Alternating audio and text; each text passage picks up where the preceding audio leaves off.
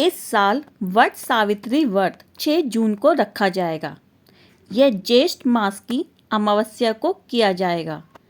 इस दिन सुहागिन महिलाएं अपने पति की लंबी उम्र के लिए उपवास करती हैं।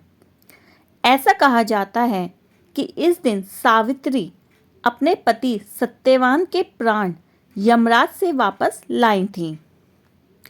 जो पुराणों में वर्णित सावित्री की कथा है वो इस प्रकार है। राजा अश्वपति की अकेली संतान का नाम था सावित्री।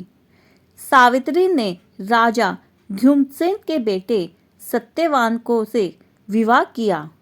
विवाह से पहले उन्हें नारद जी ने बताया कि सत्यवान के आयु कम है, तो भी सावित्री अपने फैसले से डिगी नहीं।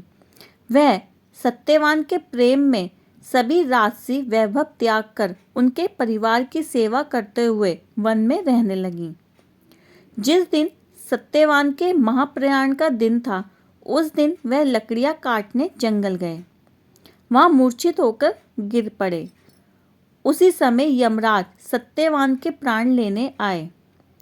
3 दिन से उपवास में रह रही सावित्री उस घड़ी को जानती थी, अतः बिना परेशान हुए यमराज से सत्यवान के प्राण वापस देने की प्रार्थना करती रही, लेकिन यमराज नहीं माने।